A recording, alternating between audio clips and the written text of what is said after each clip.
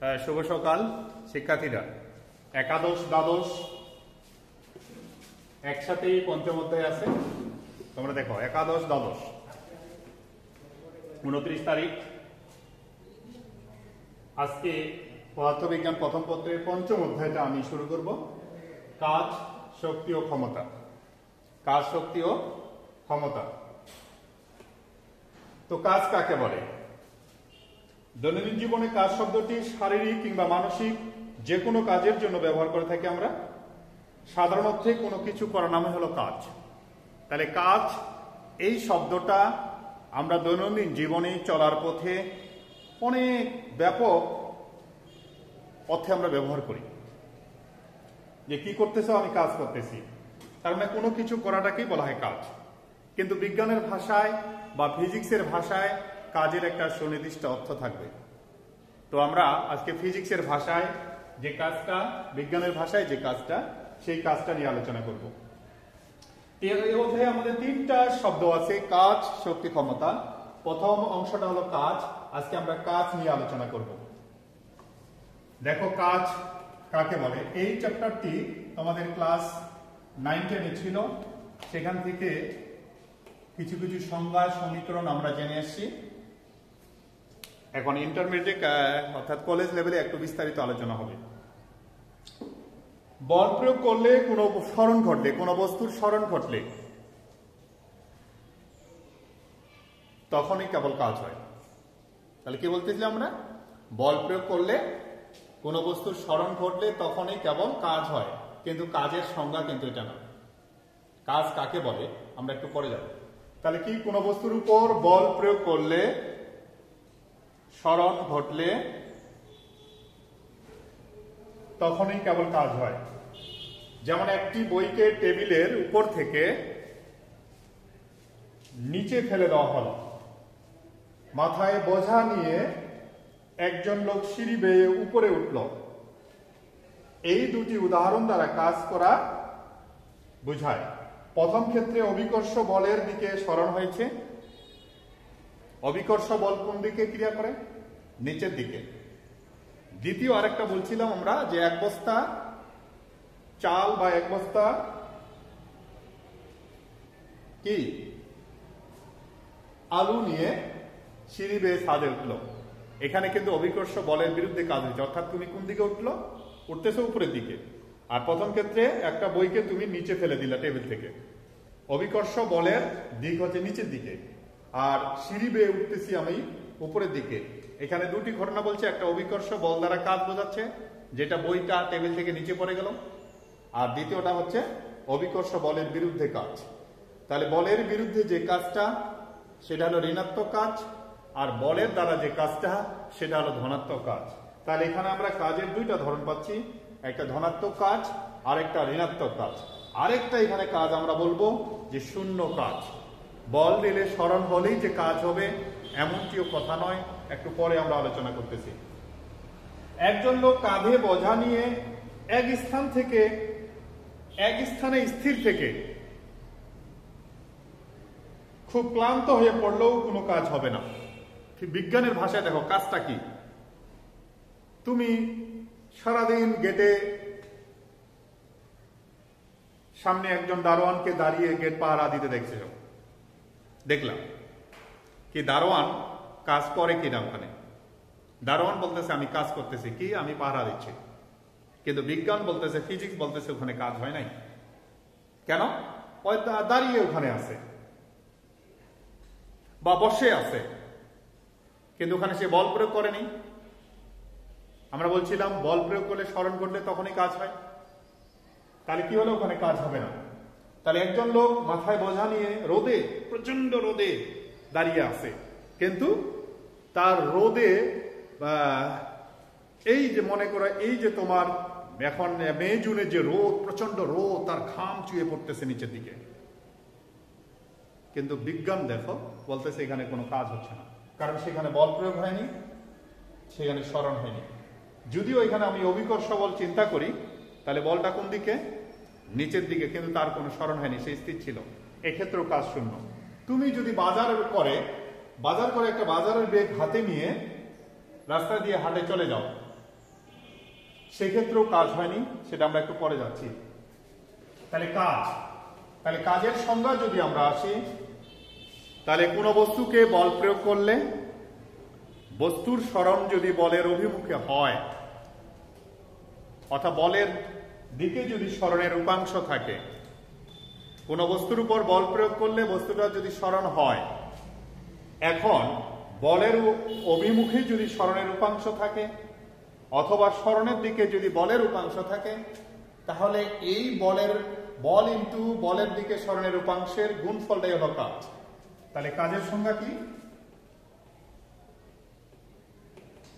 বল into বলের দিকে সরণের উপাংশ, বলের দিকে সরণের উপাংশ। তাহলে কি পাচ্ছি আমরা? কাজ হচ্ছে বল গুণন বলের দিকে সরণের উপাংশ, এইটাই হলো কাজ। তাহলে কাজ কাকে বলে? কোন বস্তুর উপর বল প্রয়োগ করলে বলের দিকে যদি সরণের উপাংশ থাকে, তাহলে সেই দুটার গুণফলই হলো কাজ। অথবা আমরা যদি এখানে বলের মান শব্দটি ব্যবহার করি তাও ভালো হবে, বলের মান এবং বলের দিকে সরণের উপাংশ, অথবা সরণের মান, সরণের দিকে বলের উপাংশ, সরণের দিকে বলের উপাংশ। তাহলে সরণের মান হচ্ছে এস, আর বলের দিকে সরণের উপাংশ, এখানে প্রথমে সরণের দিকে বলের উপাংশ, বলের উপাংশ হলে বল cos θ। আর এখানে যদি আমরা চিন্তা করি, বলের মান হচ্ছে এফ, বলের দিকে সরণের উপাংশ হচ্ছে এস cos θ। তাহলে যার উপাংশ তার cos θ, যার উপাংশ তার cos θ। তাহলে এখানে আমরা, আর কাজ হচ্ছে কি ডাব্লু, তাহলে আমরা কি পেলাম? ডাব্লু সমান fs cos θ, fs cos θ। এখন এখানে দেখতেছি আমরা সরণের বলের দিকে সরণের উপাংশ মানে s cos θ, সরণের দিকে বলের উপাংশ মানে f cos θ, কিন্তু দুটাই গুণ করলে কি হবে? fs cos θ, fs cos θ। কিন্তু এখানে আমরা ভেক্টর চ্যাপ্টারে পড়ছি, fs cos θ কে বলবো আমরা f dot s, f dot s। তাহলে কি পেলাম? কাজ হচ্ছে বলের মান এবং বলের দিকে সরণের উপাংশ, এই গুণফলটাই হলো কাজ। তাহলে কোন বস্তুর উপর বল প্রয়োগ করলে, হ্যাঁ, বলের মান এবং বলের দিকে সরণের উপাংশের গুণফলকে কাজ বলে, অথবা কোন বস্তুর উপর বল প্রয়োগ করলে যদি সরণ ঘটে, তাহলে সরণের মান এবং সরণের দিকে বলের উপাংশের গুণফলকে কাজ বলে। যদি আমরা এটা একটু আরেকটি গাণিতিক সংজ্ঞাও দেখতে পারি, যে কাজ হচ্ছে বল এবং সরণের ডট গুণফল, তাহলে বল এবং সরণের ডট গুণফলকে কাজ বলে। তাহলে ডট গুণফল বা স্কেলার গুণফল, হ্যাঁ, এগুলো হচ্ছে স্কেলার রাশি। ডট গুণফলটা স্কেলার রাশি, স্কেলার গুণফলটা স্কেলার রাশি, অর্থাৎ কাজ হচ্ছে একটি স্কেলার রাশি। কি ঠিক আছে না?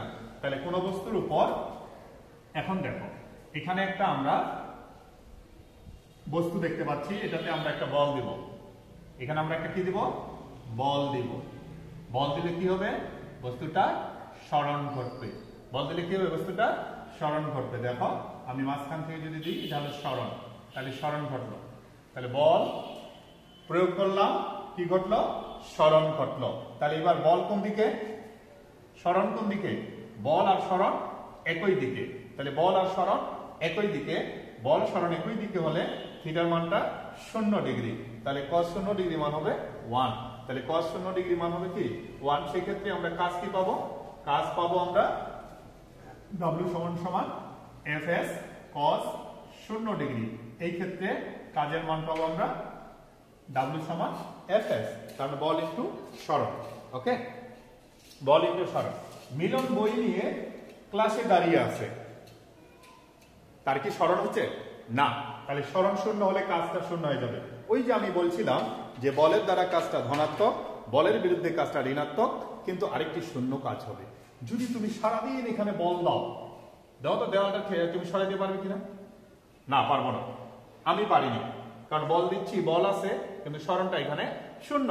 তাহলে সরণ যদি তোমার এখানে শূন্য হয়, গুণফল কি হবে? শূন্য হবে। তাহলে কাজ শূন্য এক ধরনের কাজ আছে, শূন্য একটা কাজ। তাই না? তাহলে শূন্য আরেকটা কাজ কি, আমরা একটু পরে যাচ্ছি আরো। তাহলে কাজ হচ্ছে আমরা পেয়ে গেলাম, তাহলে কোন বস্তুর উপর বল প্রয়োগে বস্তুর সরণ ঘটলে প্রযুক্ত বল এবং বলের অভিমুখে সরণের উপাংশের গুণফলকে কাজ বলে।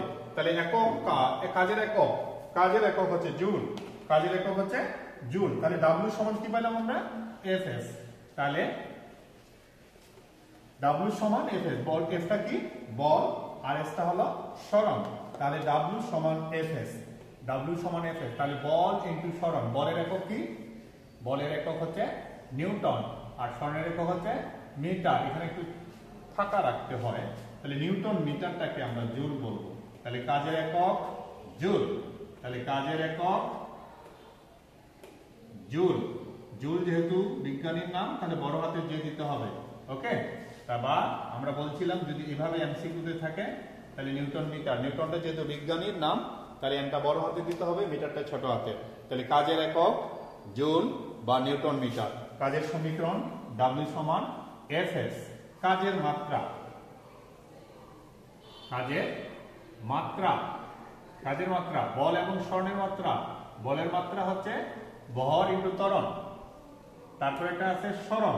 তাহলে আমরা কি পাইলাম? ml² t - 2।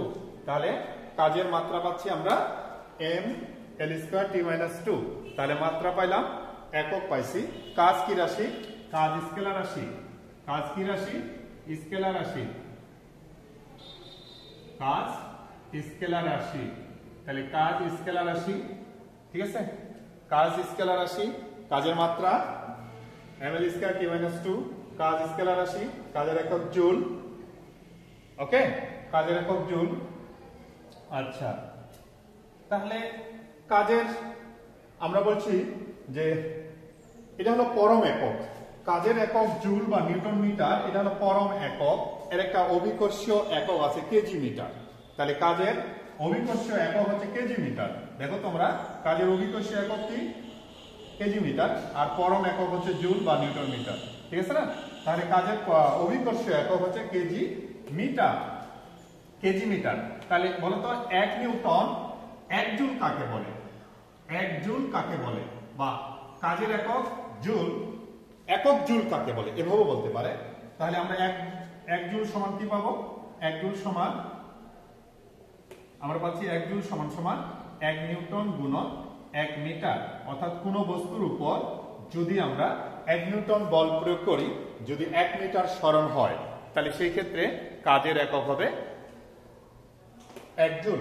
তাহলে বলো, কোন বস্তুর উপর 1 নিউটন বল প্রয়োগে যদি 1 মিটার সরণ ঘটে, তাহলে এই ক্ষেত্রে কাজ হচ্ছে 1 জুল। তোমার এভাবে 1 জুলের পরিবর্তে তো 10 জুলও থাকতে পারে। তাহলে তুমি বলবা যে 10 নিউটন বল প্রয়োগ করে বস্তুর সরণ যদি 1 মিটার হয়। এখন গুণফলটা তুমি বিভিন্ন আকারে লিখতে পারবে। এখানে যদি তুমি 1 নিউটন বল প্রয়োগ করে 10 মিটার সরণ ঘটাও, এই ক্ষেত্রে কিন্তু কাজ তোমার 10 জুল হবে। তাহলে কাজ 10 জুল পাইলাম। তাহলে বল এবং সরণ, আগে বলছি আমরা যে বল এবং সরণ দুটাই কিন্তু ভেক্টর রাশি। বল এবং সরণ দুটোই ভেক্টর রাশি, কিন্তু কাজ কেন স্কেলার রাশি? বল এবং সরণ দুটোই ভেক্টর রাশি হওয়া সত্ত্বেও কাজ কিন্তু একটি স্কেলার রাশি। কাজের মাথায় কিন্তু তীর চিহ্ন দেওয়া যাবে না। আচ্ছা, আমরা ভেক্টর চ্যাপ্টারে পড়ছিলাম যে ডট গুণন বা স্কেলার গুণন কাকে বলে। দুটি ভেক্টরের ডট গুণফল যদি একটি স্কেলার রাশি হয়, তাহলে এই ক্ষেত্রে সেই গুণটাকে বলবো আমরা ডট গুণ বা স্কেলার গুণন। W সমান আমরা একটু আগে দেখলাম Fs cos θ। দেখো তো এখানে কোনো ভেক্টর চিহ্ন আছে কিনা? তাহলে এখানে কোনো ভেক্টর চিহ্ন নাই। যেহেতু এখানে কোনো ভেক্টর চিহ্ন নাই, যেহেতু ডট গুণ একটি স্কেলার রাশি, তাই বল এবং সরণ ভেক্টর হওয়া সত্ত্বেও কাজ একটি স্কেলার রাশি। কাজ একটি স্কেলার রাশি। তাহলে এই হলো আমার কাজ। আরো অনেক কাজের উদাহরণ আমরা এখন দেব। দেখো, পৃথিবী সূর্যের চারিদিকে ঘুরে। পৃথিবী সূর্যের চারিদিকে ঘুরে। তাহলে এখানে পৃথিবী সূর্যের চারিদিকে ঘুরে, তাহলে সূর্য এবং পৃথিবীর মধ্যে একটি কেন্দ্রমুখী বল কাজ করে। আর এখানে যে কোনো মুহূর্তে পৃথিবীর সরণটা কোন দিকে হয়? পৃথিবীর সরণটা হবে কি? ওই যে বৃত্তপথে ঘুরতেছে, এই বৃত্তটা স্পর্শক বরাবর। স্পর্শক বরাবর, ঠিক আছে না? তাহলে আমরা কি পাইলাম? বলটা হবে কেন্দ্রের দিকে, আর সরণটা দেখো স্পর্শক বরাবর, অর্থাৎ বৃত্তের স্পর্শক বরাবর। তাহলে বৃত্তের স্পর্শক বরাবর যদি হয় আর এটা যদি ব্যাসার্ধ হয় তাহলে মাঝখানে কোণটা 90 ডিগ্রি। তাহলে দেখো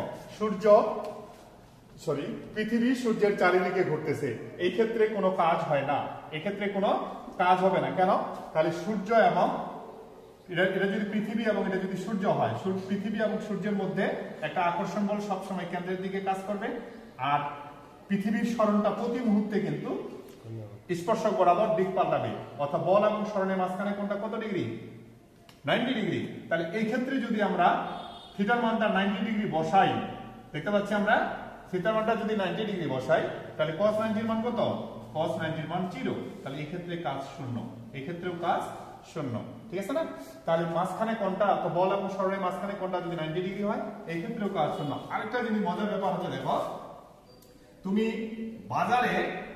বাজার করে হাতে যে ব্যাগটা আছে, বাজারের ব্যাগটা নিয়ে হাটে তুমি বাসায় চলে আসলাম, হাটে বাসায় চলে আসতেছো, কিন্তু এই ক্ষেত্রে ফিজিক্স বলতেছে এই ক্ষেত্রে কোনো তুমি কাজ করোনি। কেন? বলতেছে যে তুমি তো রাস্তা বরাবর সরণ ঘটাচ্ছ, সামনের দিকে দেখো রাস্তা বরাবর, আর বাজারের ব্যাগের ওজনটা কোন দিকে? ওজনটা হচ্ছে নিচের দিকে। এটাকে ওজন না ধরে এই ক্ষেত্রে আমরা যদি এফ দ্বারা প্রকাশ করি বলটা, তাহলে অভিকর্ষ বলটা কোন দিকে? নিচের দিকে। তাহলে অভিকর্ষ বল অর্থাৎ ওজনটা কোন দিকে? নিচের দিকে, আর সরণটা কোন দিকে? রাস্তা বরাবর। এখানে মাঝখানে কোনটা কত ডিগ্রি? 90 ডিগ্রি। এই ক্ষেত্রেও কাজ শূন্য, অর্থাৎ তুমি বাজার করে একটা 2000-3000 টাকা বাজার করে তুমি হাটে নিয়ে চলে যাচ্ছ, তোমার হাত মনে হয় যে ভারীতে খুব ব্যথা করতেছে, কিন্তু ফিজিক্স বলতেছে এখানে তোমার কাজ হচ্ছে না। কেন কাজ হচ্ছে না? এখানে বল এবং সরণের মাঝখানে কোনটা হচ্ছে কত ডিগ্রি? 90 ডিগ্রি। এই কাজগুলোকে আমরা শূন্য কাজ বলবো। তাহলে আমরা কি দেখলাম? কাজ ধনাত্মক কাজ, বলের দিকে যদি সরণ হয় তাহলে সেই ক্ষেত্রে কাজ ধনাত্মক। যখন তুমি একটা বস্তুকে উপর থেকে ফেলে দিলা, এখানে অভিকর্ষ বল দ্বারাই কাজ, এটা হলো ধনাত্মক কাজ। তুমি মাথায় বোঝা নিয়ে সিঁড়ি বেয়ে তুমি ছাদে উঠলা, এক্ষেত্রে কিন্তু ঋণাত্মক কাজ, অর্থাৎ তুমি অভিকর্ষ বলের উল্টা দিকে উঠছো, কাজটা ঋণাত্মক। আর আরেক ক্ষেত্রে দেখতে পাচ্ছি আমরা শূন্য কাজ, এই ক্ষেত্রেও কিন্তু কাজটা শূন্য, ঠিক আছে? তাহলে তুমি আরেকটা কাজ করতে পারো, আমরা এটা প্রায় করি যে একটা ছোট বস্তুকে বাঁধে একটা রশিতে এইভাবে মাথার উপর দিয়ে ঘুরাই, কিন্তু এইখানেও তোমার দেখো এই জিনিসটা বোঝাতে চাচ্ছে, এইখানেও কিন্তু কাজটা শূন্য। কেন? তাহলে সরণটা প্রতি মুহূর্তে স্পর্শক বরাবর, আর বলটা কাজ করবে হাতের দিকে অর্থাৎ কেন্দ্র বরাবর। এখানেও বল ইনটু সরণ গুণফল হবে 90 ডিগ্রি থিটা মান। তাহলে এক্ষেত্রেও কাজ। তাহলে আমরা কাজ কি পাইলাম? বলের দ্বারা কাজ ধনাত্মক কাজ, বলের বিরুদ্ধে কাজ ঋণাত্মক কাজ, আরেকটা পাইলাম আমরা শূন্য কাজ। অর্থাৎ তাহলে এই কেন্দ্রমুখী বল, এই বলটা কোন দিকে? কেন্দ্রের দিকে। তাহলে কেন্দ্রমুখী বল কাজহীন বল, কেন্দ্রমুখী বল কাজহীন বল। তাহলে কেন্দ্রমুখী বল কাজহীন বল, অর্থাৎ কেন্দ্রমুখী বল দ্বারা কৃত কাজ হবে শূন্য। আরেকটা জিনিস দেখো শিক্ষার্থীরা, এই কাজের সংজ্ঞা, কাজের সমীকরণ, তারপরে কাজের একক, কাজের মাত্রা, কাজ কি রাশি, এগুলো বাসায় পড়বে। তারপরে আমরা বলছি ধনাত্মক কাজ, বলের দ্বারা কাজ, ঋণাত্মক কাজ, বলের বিরুদ্ধে কাজ, আবার শূন্য কাজ। এই কাজগুলো তোমরা ভালো করে করবে। তাহলে মনে রাখো বাসায় পড়তে হবে, এর কোনো বিকল্প নাই। তাহলে ঠিক আছে, ওকে, ভালো থাকবে।